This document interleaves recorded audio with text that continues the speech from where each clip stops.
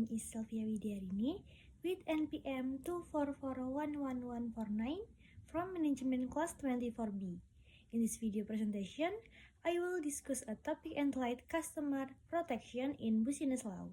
This topic is extremely important because customer protection is not only related to legal regulation, but also directly affects our daily lives.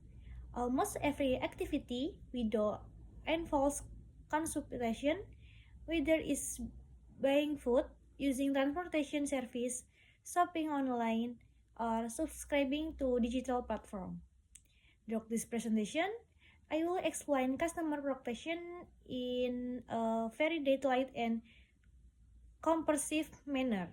I will start from the background of customer protection, its legal foundation, principles, right and obligation of consumer, responsibilities of business actor, dispute resolution, mechanism sanction, and its relevance in modern and digital business environment.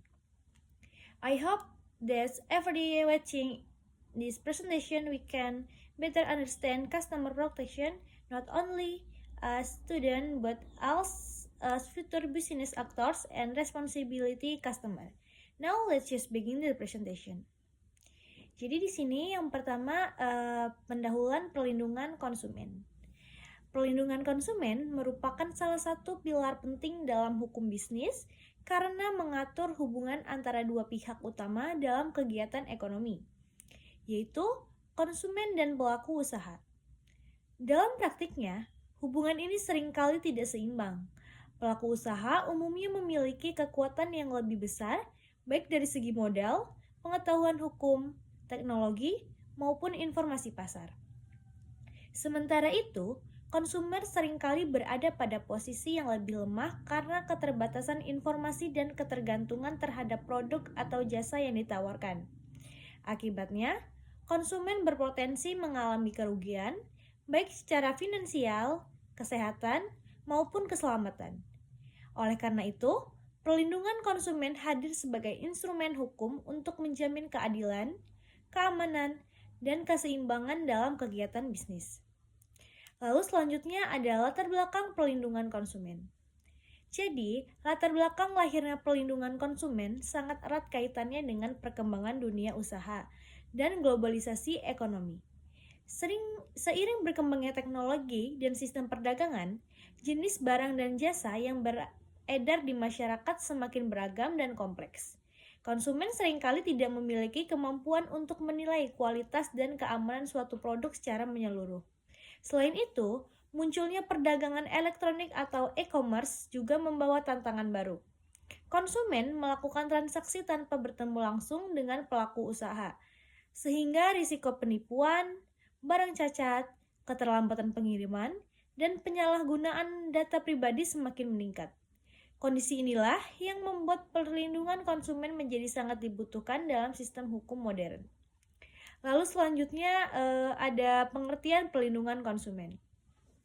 Jadi di perlindungan konsumen dapat diartikan sebagai segala upaya yang dilakukan untuk menjamin adanya kepastian hukum bagi konsumen. Perlindungan ini bertujuan agar konsumen dapat menikmati hak-haknya secara aman dan adil dalam menggunakan barang dan jasa. Perlindungan konsumen tidak hanya berfungsi sebagai sarana penyelesaian sengketa, tetapi juga sebagai upaya pencegahan. Artinya, hukum tidak hanya hadir ketika konsumen sudah dirugikan, tetapi juga berperan mencegah terjadinya kerugian melalui pengaturan yang jelas dan pengawasan yang ketat terhadap pelaku usaha. Lalu selanjutnya ada dasar hukum perlindungan konsumen di Indonesia. Di Indonesia, perlindungan konsumen diatur secara khusus dalam Undang-Undang Nomor 8 Tahun 1999 tentang perlindungan konsumen. Undang-undang ini menjadi fondasi utama dalam pelindungan hak-hak konsumen dan mengatur kewajiban pelaku usaha.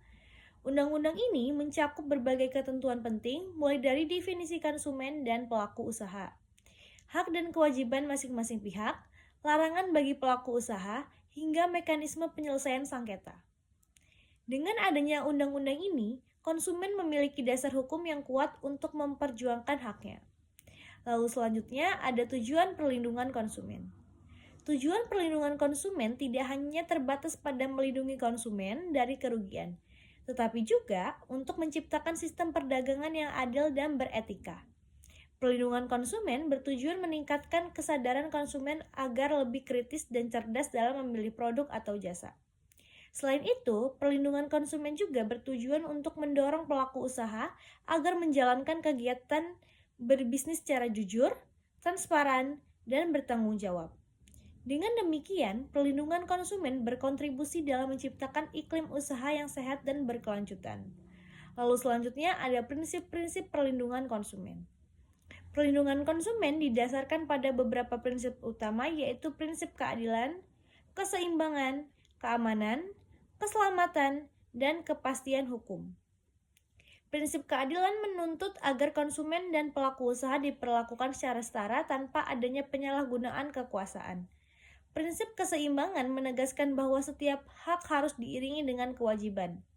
Prinsip keamanan dan keselamatan menjamin bahwa barang dan jasa tidak dikonsumsi, tidak membahayakan konsumen. Sementara itu, prinsip kepastian hukum memastikan bahwa setiap pelanggaran dapat ditindak secara jelas dan sah. Selanjutnya ada pengertian konsumen.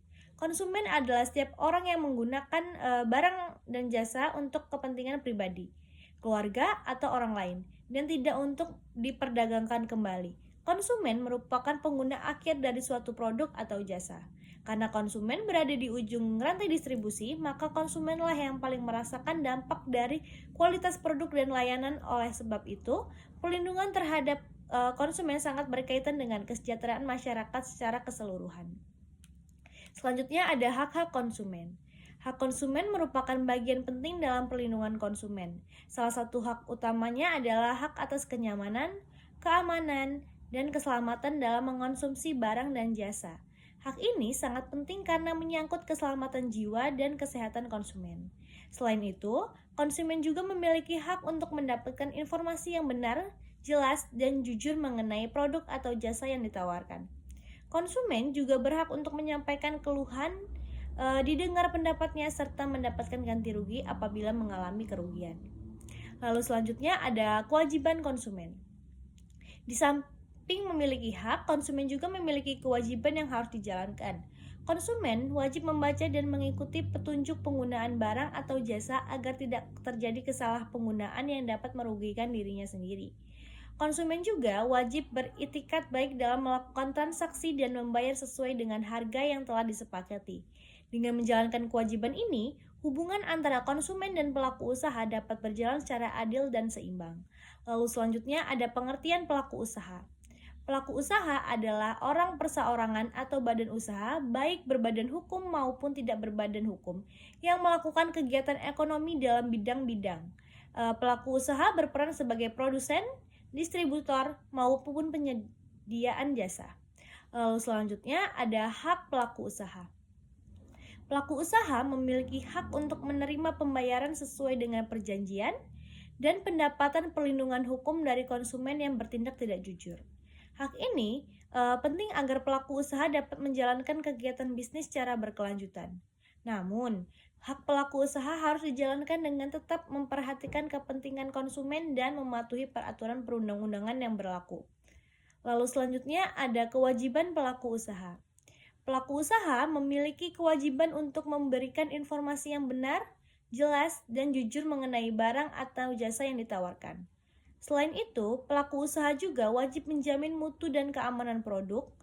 Jika konsumen mengalami kerugian akibat produk atau jasa yang diberikan, pelaku usaha wajib memberikan ganti rugi. Kewajiban ini merupakan bentuk tanggung jawab hukum dan etika dalam kegiatan bisnis. Lalu selanjutnya ada larangan bagi pelaku usaha.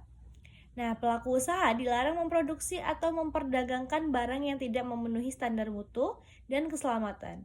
Selain itu, pelaku usaha juga dilarang memberikan iklan atau promosi yang menyesatkan konsumen. Larangan ini bertujuan untuk melindungi konsumen dari praktik bisnis yang merugikan dan menjaga kepercayaan masyarakat terhadap dunia usaha. Lalu selanjutnya ada sengketa konsumen. Sengketa konsumen terjadi ketika konsumen merasa dirugikan oleh tindakan pelaku usaha. Kerugian ini dapat berupa kerugian materi, kesehatan, maupun kerugian lainnya. Sengketa konsumen menunjukkan bahwa perlindungan konsumen tidak hanya bersifat teoritis, tetapi juga sangat relevan dalam praktik kehidupan sehari-hari. Lalu selanjutnya ada penyelesaian sengketa konsumen. Sengketa konsumen dapat diselesaikan melalui jalur pengadilan maupun di luar pengadilan. Salah satu lembaga yang berperan dalam menyelesaikan sengketa konsumen adalah Badan Penyelesaian Sengketa Konsumen atau BPSK. Penyelesaian sengketa di luar pengadilan biasanya lebih cepat, sederhana, dan terjangkau, sehingga memberikan akses keadilan yang lebih luas bagi konsumen. Lalu selanjutnya ada sanksi dalam perlindungan konsumen. Pelaku usaha yang melanggar ketentuan perlindungan konsumen dapat dikenakan sanksi administratif, perdata, maupun pidana. Sanksi ini bertujuan memberikan efek jera dan mendorong kepatuhan terhadap hukum.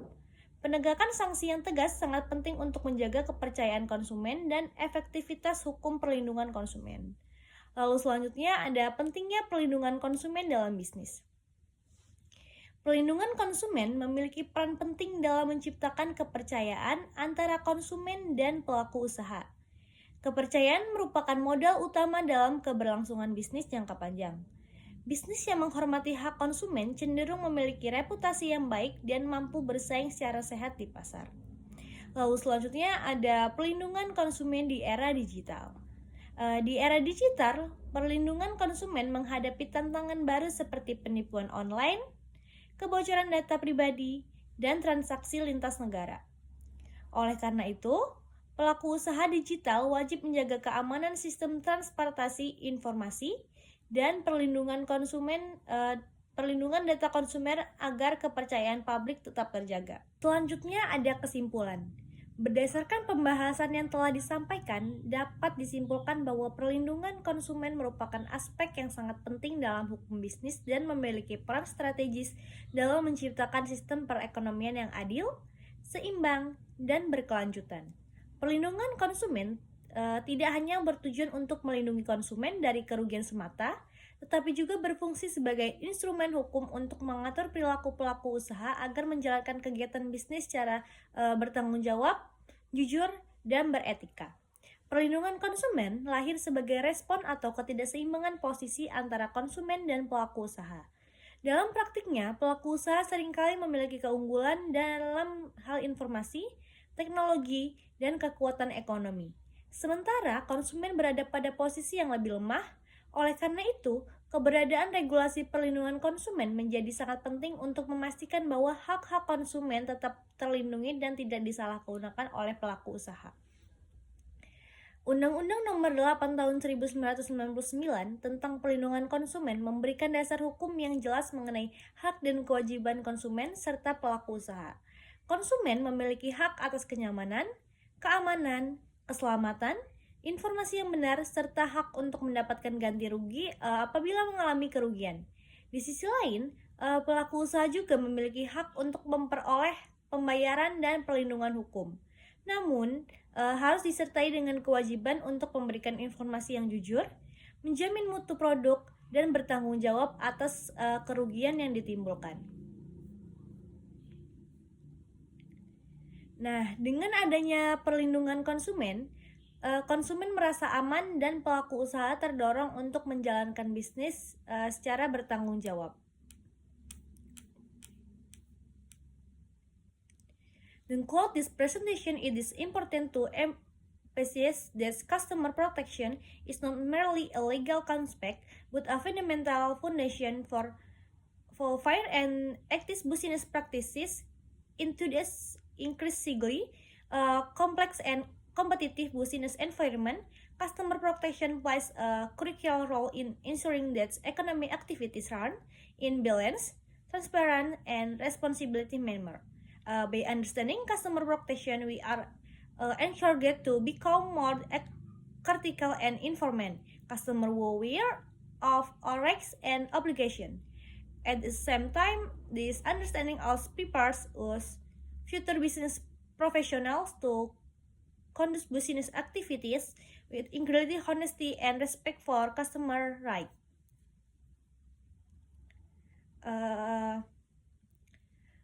By understanding customer protection, we can become smarter customer and more ethical future business professionals. Thank you very much for your attention. Have a wonderful day.